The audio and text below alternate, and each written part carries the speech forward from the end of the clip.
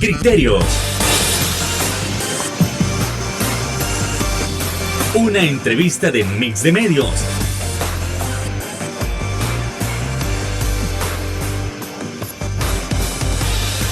Que aborda frontalmente los problemas de El Salvador con los verdaderos protagonistas y plantea soluciones.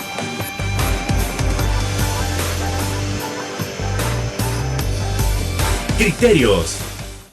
Hola, hola, ¿qué tal? Muy buenas noches, sean bienvenidos a una nueva emisión aquí en su programa Criterios y como cada viernes siempre tenemos análisis político de calidad. ¿Y qué estaremos hablando ahora? Bueno, pues les comento que recientemente ha salido la encuesta de Sid Gallup donde se menciona que la población en efecto está favorable a lo que ha resultado ser el régimen de excepción respecto a la seguridad. Bueno, si hay que ampliar o no, eso lo estaremos analizando ahora. Sí, cada uno de esos criterios con nuestro invitado, nuestro analista político, Marvin Aguilar. Muy buenas noches, Marvin. ¿Qué tal? ¿Cómo estamos? Encantado. ¿Qué tal? Un gusto. Buenas noches. Que lo vemos después de vacaciones. Sí, qué bueno. Disfrutado. Qué bueno. Y un saludo a Ronald Umaña, que espero se recupere de su enfermedad que tiene. Sí, ya realmente nos hace falta, ¿no? Bien, vamos entrando en materia, Marvin, qué bueno que nos acompañas. Y es que precisamente nosotros vamos a analizar esta encuesta de Sid Gallup donde se ha reflejado que en efecto la población está favorable con los resultados. Pero esto, nosotros nos preguntamos, ¿debe continuar? ¿Debe frenarse acá? ¿La población en efecto está favorable porque ha dado resultados? Bueno, hay que comenzar a analizarlo. Marvin, te cedo la palabra. Bueno, yo creo que la encuesta, más allá de que pueden salir críticos sobre la firma que hace la encuesta refleja una realidad dentro de la sociedad salvadoreña. La encuesta viene a confirmar lo que muchos estudiosos del tema habían elaborado ya con anterioridad, ciertos estudios que se habían hecho de manera, digamos, metafísica, ¿verdad?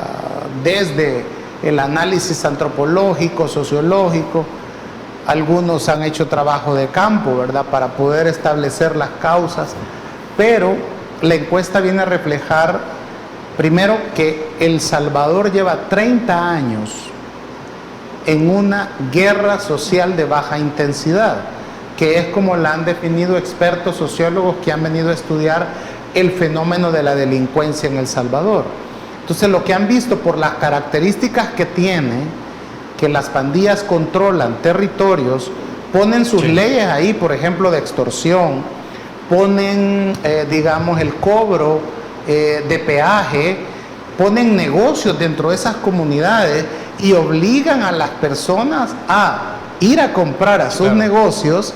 Entonces, ellos determinaron que por esas características El Salvador vive una especie de conflicto armado o una guerra social de baja intensidad, que en este caso, con 30 años, la gente, digamos, se ha tenido que topar primero con que los gobiernos, en vez de resolver el problema de una sola vez, ya sea con la represión o ya sea con la prevención, la readaptación y la reinserción, que el momento en que pudo haberse aplicado estas 4 medidas y resolver el problema es precisamente durante la administración de Francisco Flores. Es precisamente cuando Francisco Beltrán Galindo era el ministro de Justicia y Seguridad que ocurre el quiebre, fíjate, histórico, entre que las pandillas eran el grupo de muchachos que estaban en las colonias o que se agarraban a pedradas en el centro de San Salvador y que pues eran rivalidades que no pasaban a crimen organizado o al narcotráfico. En aquel momento, el gobierno de Francisco Flores, en vez de apostarle a la prevención con los menores de edad, es decir, de 10, 12 años, que evitar que ingresaran a las pandillas, cortar esa cantera, ese flujo de abastecimiento de humanos a las pandillas, lanzó la mano dura. Y no solamente eso, cometió el gran error la administración de Francisco Flores de que los asoció al FMLN, los acusó a los pandilleros de ser del FMLN, entonces les dio ideología, los identificó con un partido político, entonces, y los mandó a un bando. Entonces, digamos que si hay un responsable, si lo podemos identificar históricamente un responsable, ¿a quién señalar que permitió que las pandillas pasaran a tener el poder que hoy tienen o comenzaran? Es la administración de Francisco Flores. Y a mí por eso me llama mucho la atención cuando el doctor Francisco Beltrán, que es invitado a varios programas de entrevistas también, se pone a analizar el tema sin reconocer que cuando él era ministro de Justicia se perdió una gran oportunidad de contener al monstruo que son hoy las pandillas. La población entonces se enteró que los políticos pactaban con los pandilleros, que era mucho más fácil pactar, más barato pactar con las jefaturas de las pandillas que comenzar a resolver el problema de la prevención. Vamos a empezar por la prevención. Cuando vos ves los estudios de cuáles son los elementos que tiene un pandillero que lo motivó a ingresar a la pandilla, encontrás 4. Son que no estudia, que no trabaja, pobreza y desintegración familiar. Entonces, si tú quieres evitar que niños de 10, de 12 años ingresen a la pandilla o vean en la pandilla un interés de poder sobrevivir, vas a ver que tenés que invertir en esas 4 áreas. ¿Cuánto cuesta en dinero eso? Porque te dice, si te fijas, los organismos de derechos humanos están diciendo el gobierno solo con represión no va a resolver el problema, porque ya Arena solo hizo represión, el FMLN solo hizo represión y lo que fue es aumentar el problema. Entonces la gente te dice, esto está haciendo el gobierno actualmente y con la represión no va a resolver el problema. Tienen razón. La prevención, que es el primer paso, tiene un costo. Yo te puedo dar una cifra, por ejemplo, ¿cuánto puede costar invertir en que la desintegración familiar, que es una realidad, pueda de alguna manera el Estado sustituirla para que aquella persona no se sienta excluida, sola, abandonada, marginada? El problema del empleo para los jóvenes, el problema de estudiar, de que un muchacho de 10, 12 años tenga las mismas oportunidades que tuviste tú o tuve yo, que nunca se nos ocurrió que podíamos dejar de estudiar en un momento. Entonces, eso tiene un costo económico. Y ese costo económico no te lo están planteando las organizaciones de derechos humanos. ¿De cuánto puede costar? Ahorita, fíjate, hay un problema que es lo de la desmovilización forzada que tienen que hacer la gente que vive en zonas peligrosas, porque el palabrero le ha pedido la hija a los papás, han amenazado al muchacho de matarlo, alguien ha tenido un problema que no quiere pagar la extorsión o ha confrontado con uno de los muchachos que viven ahí y entonces tiene que mudarse de donde vive a otro lugar para que no lo maten. Bueno, eso tiene un costo económico para esas familias. Muchas familias han dejado hasta su casa abandonada porque si no, los matan. Bueno, pues por ahora ACNUR y el Ministerio de Justicia tienen un programa que está ayudando a algunas personas a poder reinstalarse en otro lugar. Eso tiene un costo económico. ¿Cuánta gente se ha tenido que movilizar de sus lugares de trabajo? Incluso gente que no tiene nada que ver con las pandillas, pero que vive en lugares de alto riesgo o conflictivo, les cuesta encontrar trabajo, sí, claro, porque las empresas le dicen, mire, el problema es que usted vive en una zona de pandillas. Entonces, irlo a dejar en la noche a usted después de las horas laborales, el transporte es más caro. O yo no sé, incluso si usted tiene vínculos con las pandillas y después yo pueda tener problemas en la empresa. Entonces, esa misma situación de alguien que no tiene nada que ver, que lo que está es buscando un trabajo, causa una serie de problemas. Eso tiene un costo económico que el Estado tiene que decidir asumir para poder prevenir. Luego, la readaptación. Se ha dicho que las cárceles son unas universidades del crimen. Entonces el Estado tiene programas como Yo Cambio, ¿verdad? Que tenés que ver que dentro de la población carcelaria hay gente que quiere cambiar, hay gente que está arrepentida de lo que hizo. Pues ese grupo tenés como que apartarlo y darles la oportunidad de que trabajen aún estando presos y que puedan desarrollar labores que les beneficien para readaptarse. Pero después viene el otro problema, que es la reinserción, que es cuando salen de la cárcel, ¿verdad? ¿Cuánta gente crees que le da trabajo a un expresidiario en este país? Realmente tiene que ser muy mínimo. Exactamente. Entonces, ¿qué hace una persona que sale de la cárcel y nadie le quiere dar trabajo porque es expresidiario? ¿Qué hace una persona que es deportada de Estados Unidos, verdad? Y que pues se fue precisamente porque aquí no puede hacer nada y la regresan para acá. ¿Cómo se reinserta a la sociedad? La gente está hablando de 15,000 detenidos que ha hecho el gobierno en estos días. Y se habla de 70,000 pandilleros que podrían ser los que abarcan todo este problema. Más sus familias, que es una base social importante. Pero nadie está hablando en estos momentos, si te fijas, de los 20,000 presos que tiene Estados Unidos en la frontera México-estadounidense, sí, que son salvadoreños. Y que ahí en esos 20,000 presos salvadoreños por Estados Unidos hay 1,500 niños que no son delincuentes, que se han ido de aquí precisamente una parte huyendo del sistema económico que los condena a la pobreza, que no les da un trabajo, que no les permite tener una vida digna, y otro grupo se va huyendo de la violencia. Entonces esa reinserción tiene un costo. Te voy a dar una cifra de todos estos costos. El país tendría que hacer un préstamo, tendría que endeudarse entre 3,000 y 4,000 millones de dólares para resolver el problema humano que tiene este país en prevención, en readaptación y en reinserción. Entonces, para los políticos en estos 30 años ha sido más barato pagarle a las jefaturas de las pandillas que agarrar 3,000, 4,000 millones para resolver este problema que te he planteado. Sí.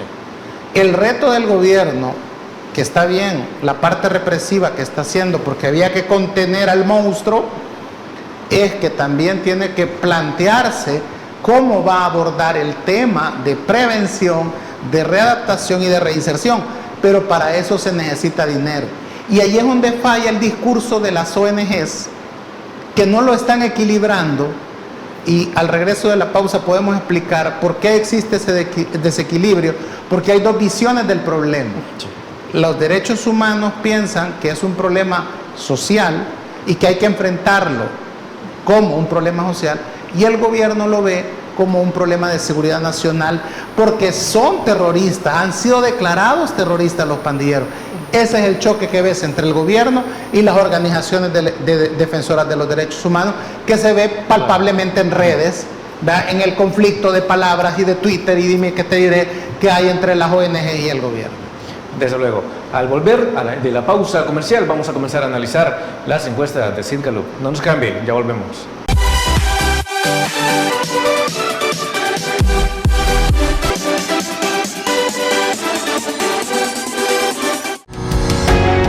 Samvar, una empresa que cree en la sostenibilidad ecológica y en la cultura de productos biodegradables en El Salvador, decididos a proveer las mejores soluciones en limpieza, porque cuidar el medio ambiente es tarea de todos.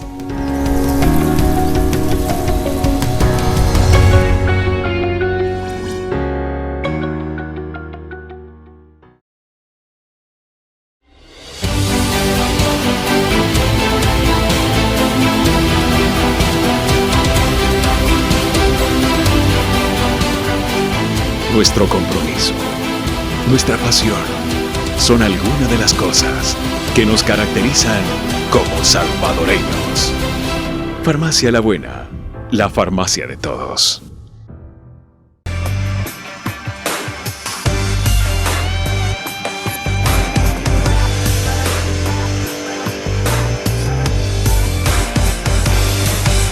Continuamos aquí en su programa Criterios para seguir analizando cómo está funcionando el régimen de excepción. Y ahora precisamente nos vamos a trasladar a las estadísticas para poder visualizar si en efecto la población está apoyando el régimen de excepción, si la aceptación es moderada o está bastante amplia y si hay alguna posibilidad en que la población en efecto siga apoyando que se extienda el régimen de excepción. Así que vamos a esperar que nos lo pongan en pantalla y siempre lo vamos a analizar con Marvin Aguilar. Marvin, ahí estamos viendo en pantalla algunas de las encuestas que ella nos muestra de Sid Gallup. ¿Qué es lo que podemos ver ahí? En el bloque anterior te decía que el 91% de aprobación a las medidas es precisamente por los 30 años de guerra social que hemos tenido, y no debe de sorprendernos ese apoyo. Sí. En esta parte lo que hay es lo siguiente. En un estado normal de leyes, lo que había era que la policía detenía a los delincuentes y los tenía 3 días y había que liberarlos a los 3 días. Cuando tú vas a las comunidades te dicen que los pandilleros decían, bueno, vamos a regresar dentro de 3 días, si no hay problema. Sí. Entonces, y efectivamente, porque en un sistema normal tenés que probarle que efectivamente es delincuente, que ha cometido un delito, y si no podés probarlo, sale libre. Tenés que dejarlo libre. El estado de excepción le permite al gobierno hacer un procedimiento que, por ejemplo, ya no son 3 días los que podés tenerlo detenido, sino 15. Y cuando lo presentás a los tribunales, el fiscal puede pedirle prórroga al juez de 6 meses. Y una vez que vencen estos 6 meses, vos podés pedirle al juez otros 6 meses. En total podés tener a ese pandillero ahí 3 años, que no va a regresar a la comunidad. ¿Vea? ¿Qué es lo que está sucediendo ahorita? Los pandilleros se están yendo de las ciudades a las zonas rurales, se están escondiendo. Entonces el Estado necesita ampliar la excepcionalidad de la suspensión de las garantías constitucionales, claro, para poder llegar a las zonas rurales y seguir capturando a la gente que está vinculada a las pandillas. En una situación normal vas a tener que, los puedes capturar, como bien dicen algunos organismos de derechos humanos, que no necesitas el estado de excepción. Sí, los puedes ir a capturar a todos, pero ¿qué es lo que sucedía siempre cuando, por ejemplo, durante la administración Flores y la administración Saca se llegaron a capturar 15,000, 17,000 personas? La gran mayoría salió libre. Entonces, hoy podés retenerlos hasta 3 años. Esto demanda que el Estado construya cárceles, pero la idea de construir cárceles también va, y por eso la ley, de reordenar toda la arquitectura penitenciaria, que por ejemplo te voy a decir algo, con esta reordenación que piensa hacer el gobierno de construir mega penales, vas a sacar el penal de Ciudad Barrio de la ciudad, vas a poder sacar el penal de Quesaltepeque de la ciudad. Entonces esto es importante para esas poblaciones que no quieren los penales ahí. ¿Vea? Entonces va a tener que hacer un penal más grande, más con arquitectura penitenciaria adecuada, porque así dice la ley. Lo vas a poder construir en una isla, ¿verdad? En una de las islas del Pacífico, y vas a poder privatizarlo, por ejemplo, o en asocio público-privado. La ley que se ha aprobado le va a permitir al gobierno hacer estas, digamos, ¿verdad?, todas estas acciones que te estoy diciendo. Ahora, que puede haber corrupción, es que vamos, un corrupto va a robar a donde esté y con la ley que sea. Lo que hay que hacer es que el corrupto tiene que saber que va a pagar por la corrupción, como pagó Arena, como pagó el FMLN. Si hay corruptos en el gobierno de Nuevas Ideas que se van a aprovechar de esta situación, van a tener que responder más adelante, y no me cabe la menor duda que se va a saber los casos de corrupción que van a aparecer. E igual las violaciones a los derechos humanos.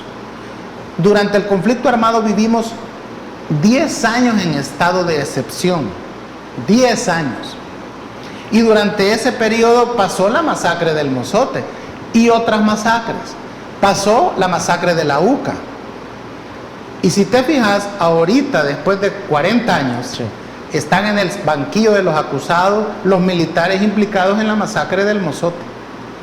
Y están en proceso y perseguidos ya más de 30 años los autores de la masacre de la UCA. Entonces nadie se va a escapar. Y lo digo esto porque ha circulado, y tú sabes el rumor de que hay 4 personas muertas en los penales durante este régimen de excepción, que han muerto vapuleadas o por falta de medicamentos, y que eso va a haber que documentarlo, y que el sistema penitenciario va a tener que responder más adelante por estas muertes, los encargados del sistema penitenciario. O sea, y las familias van a poder demandar al Estado por su indemnización por la muerte de sus familiares, más aún si esta gente era inocente. Entonces, por ahorita no tenemos un dato fidedigno, y este también es una labor que pueden hacer las organizaciones defensoras de derechos humanos.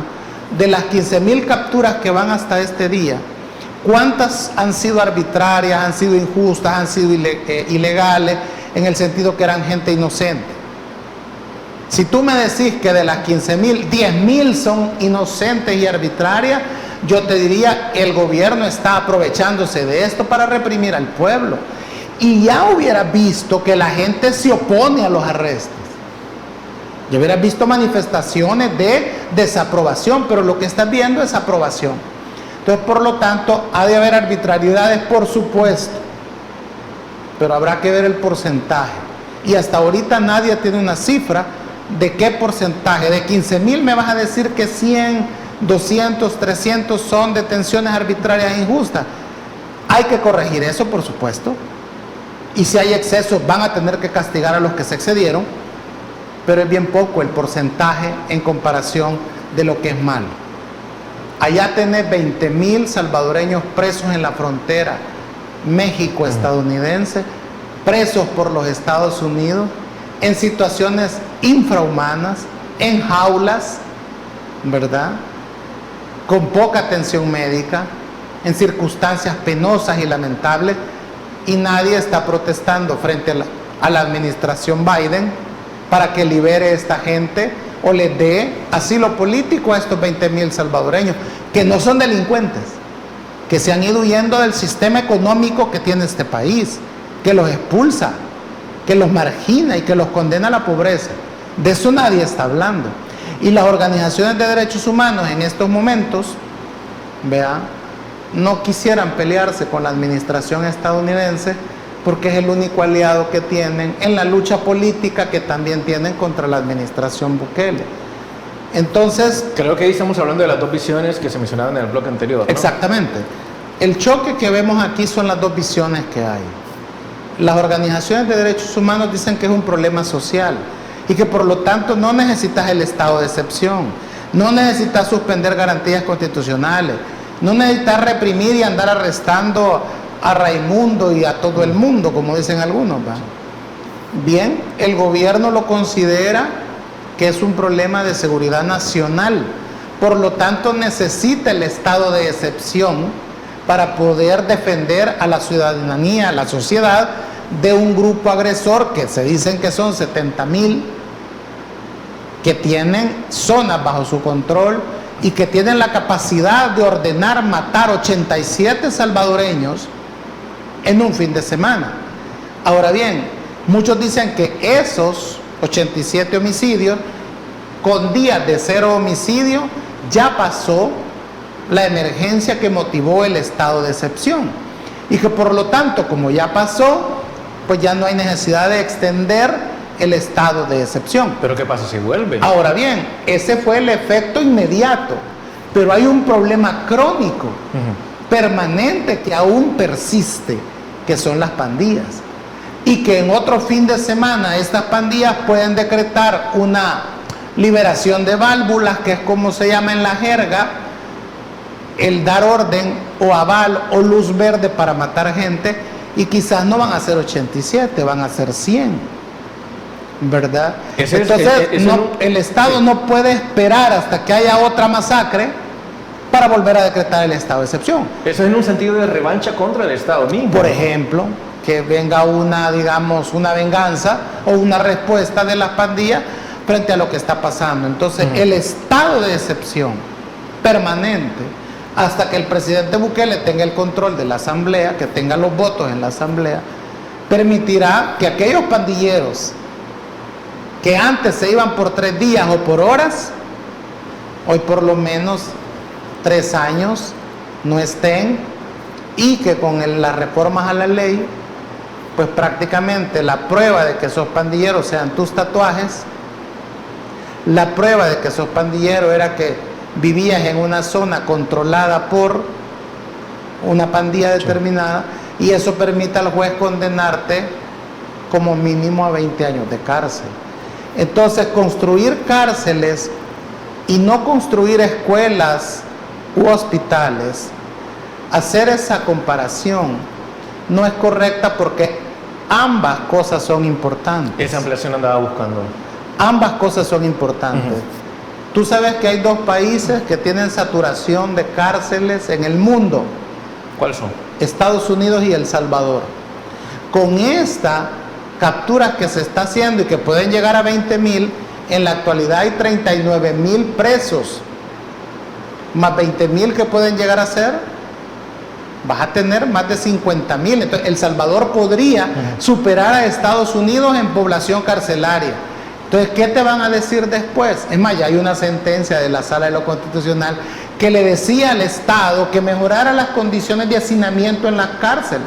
Entonces, sí, se cerraron cárceles, y sí se van a cerrar más, la de Ciudad Barrios y la de Quesaltepeque, que la gente no quiere que estén esas cárceles ahí, pero esta ley, esta construcción de cárceles va a permitir el reordenamiento, de sacar de las ciudades las cárceles, y que ahí las dejaron por años, y a nadie le interesó sacar esas cárceles de las ciudades, con las molestias que implica bloquear los celulares de los vecinos, con las molestias que implica que delincuentes llegan a las visitas y conocen y empiezan a ver dónde vivís a los vecinos. Entonces, esa es una situación que tiene que resolverle el gobierno. Y el gobierno, entendería yo, que con estas acciones y con esta ley está pensando meterle, digamos, solución al problema. Desde luego. Entonces, la construcción de más centros penales realmente es un acierto. Eso hay que analizarlo y ampliarlo luego de la pausa comercial. No nos cambie, ya volvemos.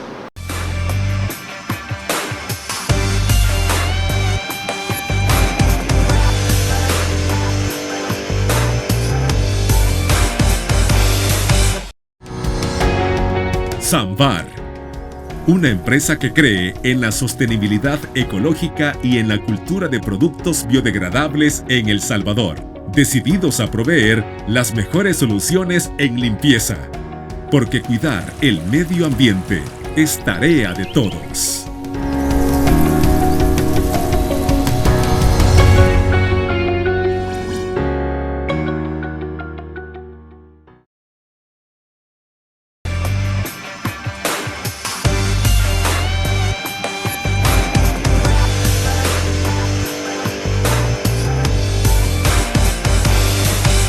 Es momento de seguir ampliando sobre la propuesta de construir más centros penales. Es decir, ¿es lo correcto? ¿Es acertado? En efecto, ya como se dialogaba en el bloque anterior, hay que sacar a los centros penales de las ciudades y construirlos en puntos estratégicos. Bueno, hay que seguirlo analizando con Marvin Aguilar. Te voy a poner el caso de mi departamento, San Miguel. Ciudad Barrios es la cuna de Monseñor Romero. Entonces, Ciudad Barrios debería de ser un destino turístico que incluya el agroturismo, porque ahí se siembra café y se siembra cacao, que incluya el turismo religioso, porque podés visitar la cuna, el lugar donde vivió, nació, y hacer una romería, ¿verdad?, por el santo que tiene El Salvador. Pero no podés, porque a la entrada de ese pueblo hay un penal y alrededor viven familiares de los presos, y hay todo un control de las pandillas en ese lugar. Entonces, eso a la gente de Ciudad Barrios no le gusta. Entonces, si haces un penal en una isla, o lo haces en una montaña alejado, un penal grande, así como el de Zacatecoluca, ¿verdad? Entonces, y te llevas a todos los presos de Ciudad Barrios, reordenás el sistema penitenciario, y te llevas a todos los presos de Ciudad Barrios y de Quesaltepeque, y los metes en este nuevo centro penal, más amplio, más grande, y ahí también vas metiendo la gente que vas a ir condenando de este proceso que estás haciendo. Estás solucionando un problema que nadie se había atrevido a hacer. Nosotros en San Miguel peleamos porque se cerrara el penal que está en la ciudad. Está ahí metido en la ciudad. Entonces, y lo cerraron, eso lo hizo el FMLN, y lo dejaron como para reos como fase de confianza, vea, para los que pueden detener en un momento, que vea el periodo de inquirir, que se llama, el periodo de las 3 días que le dan, ¿verdad? Entonces, y ya no tenés que bloquear ahí la señal de teléfono. O sea, que cuando esos penales se habilitaron, era para 30 gente, ¿verdad? Pero hoy tenés 39,000 presos. Entonces, en el discurso de las ONGs, deben de equilibrarlo. Decir, prometió que iba a cerrar cárceles y a crear hospitales y escuelas y está haciendo lo contrario, es desconocer la realidad penitenciaria. Es ignorante aquel que diga o que se ofenda por omisión, porque construir cárceles es importante, sí, porque El Salvador y Estados Unidos son los que tienen más problemas de hacinamiento en el mundo carcelario, y también es importante construir escuelas y construir hospitales. Pero eso es como que yo me ponga a decir, en la cárcel le tenés que dar de comer al preso, ¿verdad? Porque no lo puedes matar de hambre, porque entonces también te vas a quejar. Ya ha habido una queja, sí, cuando anunció el presidente que solo le iban a dar 2 tiempos de comida. Y posteriormente que si seguían los iban a dejar sin nada. Va, okay, y empezaron a decir que no, que tienen derecho a comer. Sí. Y sí, claro que tienen derecho a comer. Pero ¿no sería mejor también darle de comer a los muchachos que van a las escuelas públicas? Facilitarles un almuerzo a los muchachos que van a estudiar. Entonces aquí existe por ahí un meme que dice que le das de comer a los presos y los muchachos en las escuelas no reciben comida. ¿Qué pasó con el programa Vaso de Leche? Entonces, bueno, eso, ¿no? Sí. Que existía. Bueno, como no están yendo a las escuelas, ¿va? No hay clases presenciales, me imagino que todo eso se ha paralizado. Pero lo que quiero decirte es que no es menos importante una cosa ni más importante otra porque el gobierno haga otra. Lo que sucede es que este es un país pobre que tiene un montón de urgencias, todo urge, y que el gobierno a veces tiene que ver qué prioriza. Entonces, decir que está priorizando las cárceles frente a las escuelas no es correcto, porque ahorita tiene un problema de seguridad. ¿Y a dónde vas a meter toda esa gente?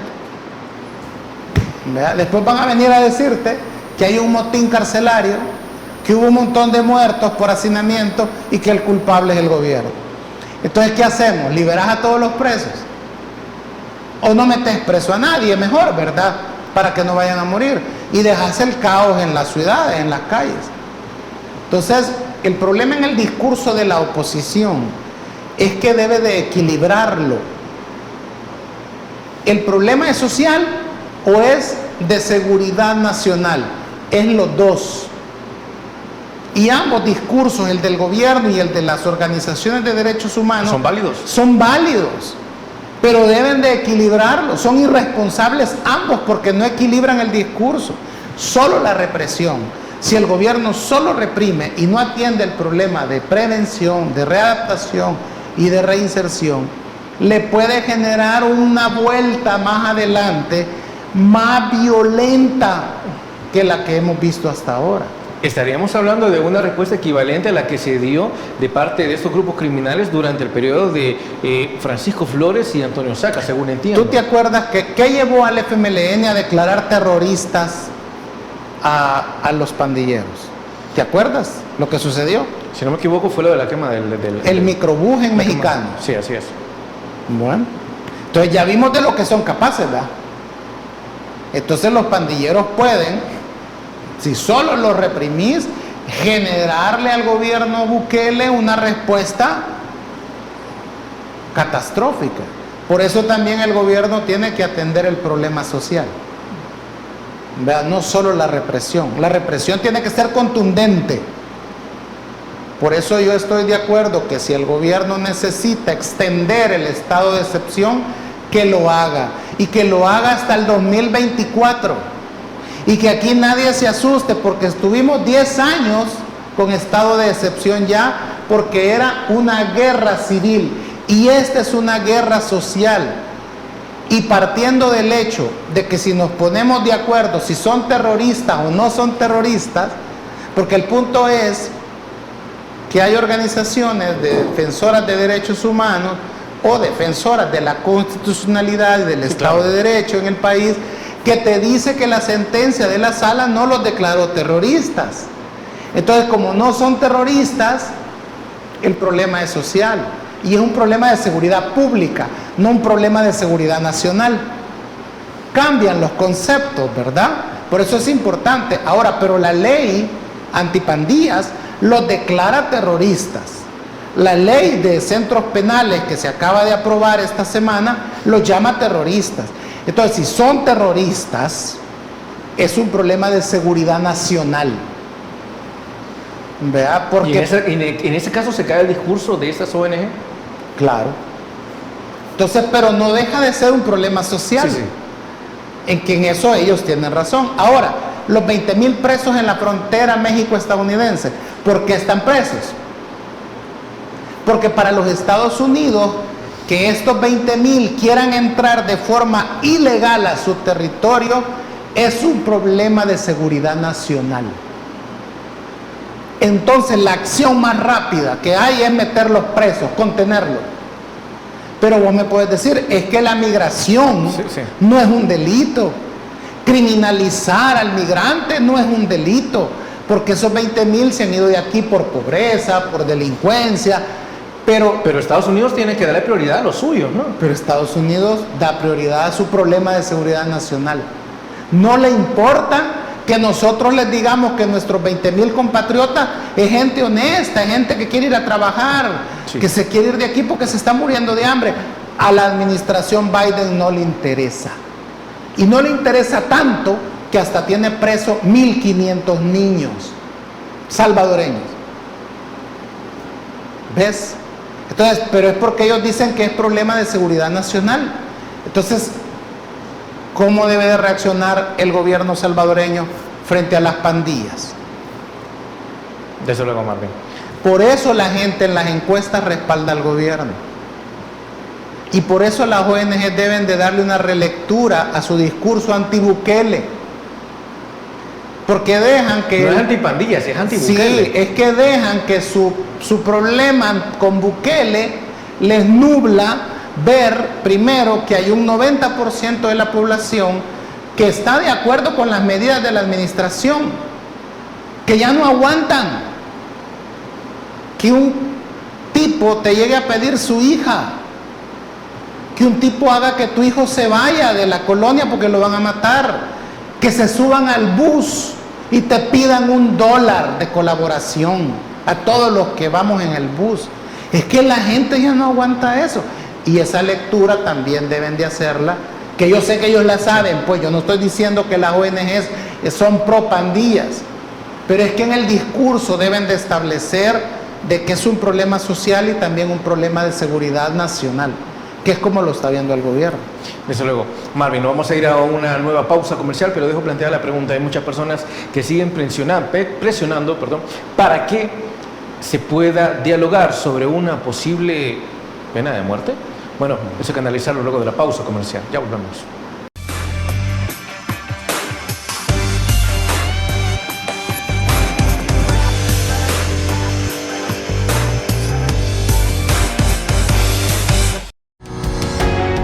Samvar, una empresa que cree en la sostenibilidad ecológica y en la cultura de productos biodegradables en El Salvador, decididos a proveer las mejores soluciones en limpieza, porque cuidar el medio ambiente es tarea de todos.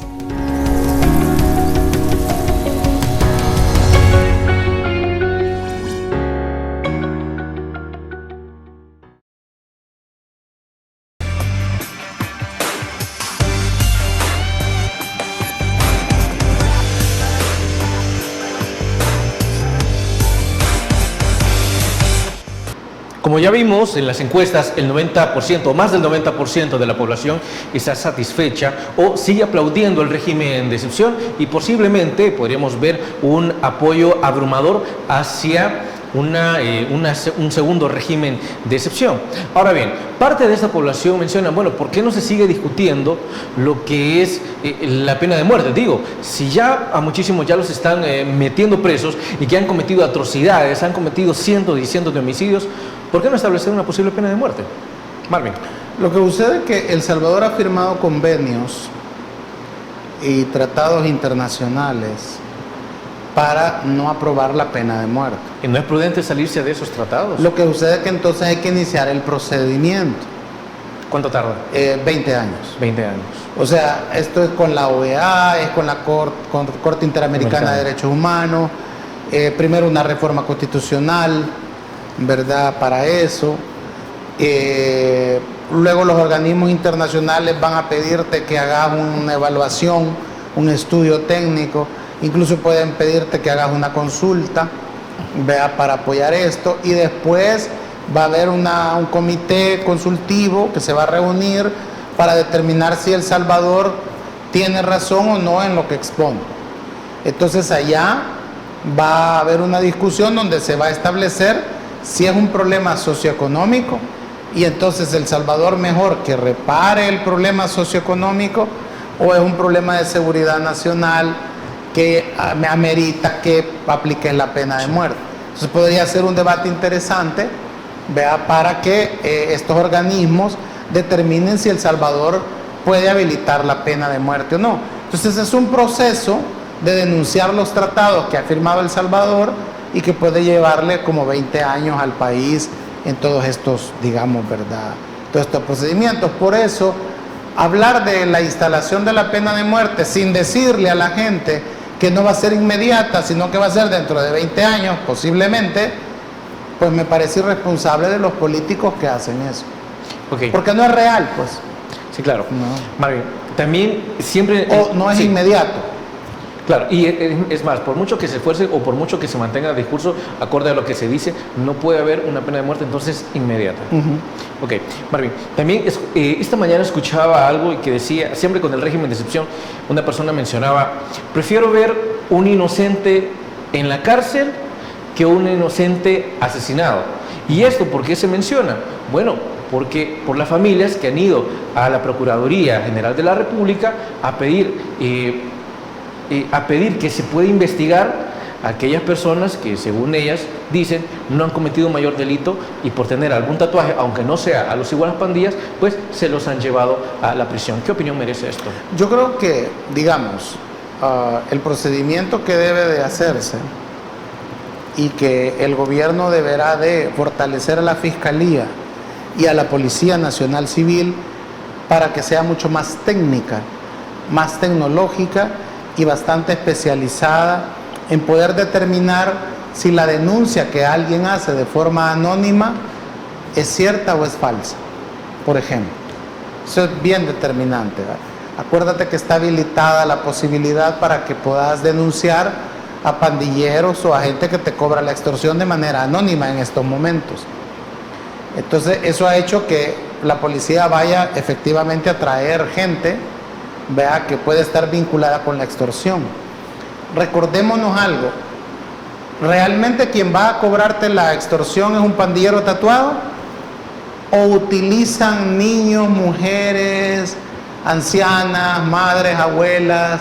O sea, tienen toda una estructura que se llama base social de las pandillas, que son las que llegan a cobrarte o a anunciarte que te van a cobrar. Entonces mucha gente conoce a estas personas. Hoy tienen la oportunidad de llamar de manera anónima y dar las coordenadas de estas personas que son las que llegan a cobrar la renta. Vea, o a anunciarles que van a tener que comenzar a pagar. Todavía en muchos lugares se sigue cobrando la extorsión. En San Miguel hay lugares que se sigue cobrando. O por lo menos ha llegado una señora a decirle a la gente que todo sigue igual, que el negocio se mantiene. Hay pandilleros en algunos sectores que unos se están yendo a la zona rural, otros están escondiéndose en las casas de las gentes de donde ellos tienen control y les están pidiendo a la gente que los dejen meterse a sus casas para que no se los lleven. Por ahí se ha visto gente escondida en pilas en potreros. O sea, todo eso está sucediendo en el territorio. Y eso es también, de alguna manera, si imagínate un pandillero te obliga a ti a esconderlo en tu casa y entra la policía, te puedes ir vos también. Entonces, evidentemente es complicado, y acordémonos de que en El Salvador no estamos luchando contra criminales que van a respetar las reglas. Sí. Es que los criminales y los delincuentes y los corruptos no respetan las reglas. Entonces, por eso tenés que tener una policía y una fiscalía bastante especializada para poder determinar quiénes son inocentes y que deban de salir, y quienes no, y deben de quedarse por lo menos los 3 años, pues, que le va a permitir este proceso. Ahora bien, las organizaciones de derechos humanos tienen que hacer esa labor. Levantar primero un dato estadístico. Hasta ahorita no sabemos de las 15,000 capturas cuántas son buenas y cuántas son malas. Por ejemplo, no lo sabemos. Las organizaciones de derechos humanos tienen una gran experiencia por la guerra para levantar esos datos, esa información. Los 4 muertos en los penales que han habido. Las organizaciones de defensa de derechos humanos pueden levantar todo un informe no oficial a través de las familias. Es que las familias pueden acercarse y denunciar si te han arrestado de manera injusta y si vos no tenés. Y esos datos se pueden documentar. Pero es que también habrán familias que sus hijos son pandilleros o que están metidos en la estructura de las pandillas que no lo van a aceptar. Y que van a decir que es injusta la detención. No, sí, totalmente. Bueno, vamos a irnos a nuestra última pausa comercial. No nos cambie, que ya volvemos con más.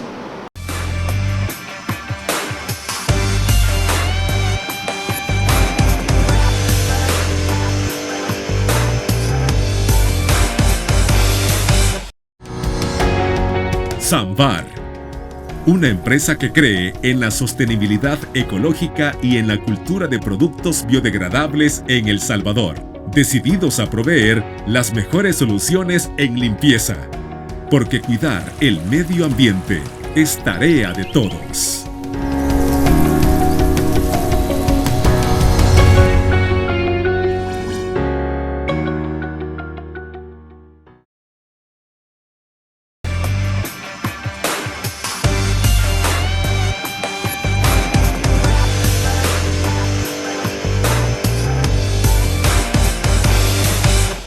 En conclusión, ¿ha sido bueno o no este régimen de excepción?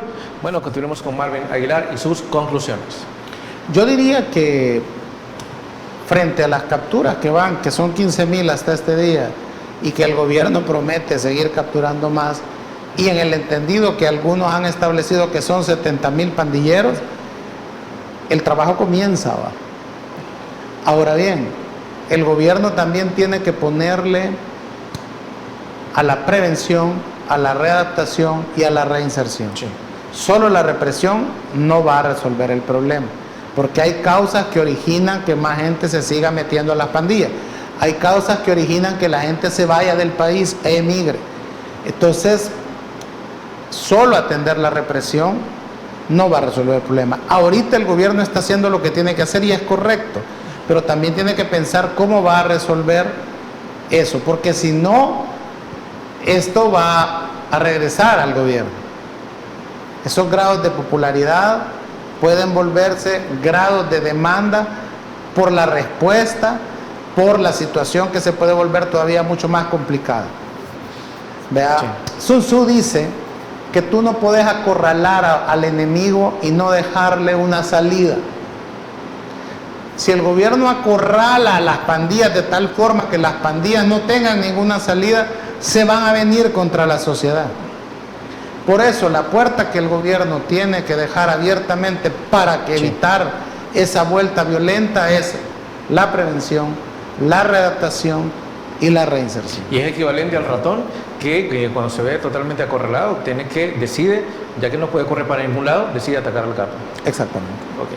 Marvin, qué placer haberlo tenido en esta ocasión. Un gusto y un saludo a la audiencia de Canal 8. Siempre es un placer estar contigo. Desde luego, y como siempre, amigos y amigas televidentes, gracias por habernos sintonizado en esta noche, y recuerde que, como siempre, el criterio más importante en todo aspecto lo tiene usted. Que descanse. Feliz fin de semana. Criterios. Una entrevista de Mix de Medios.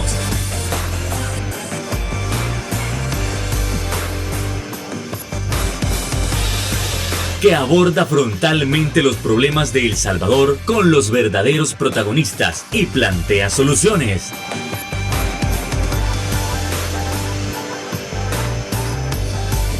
Criterios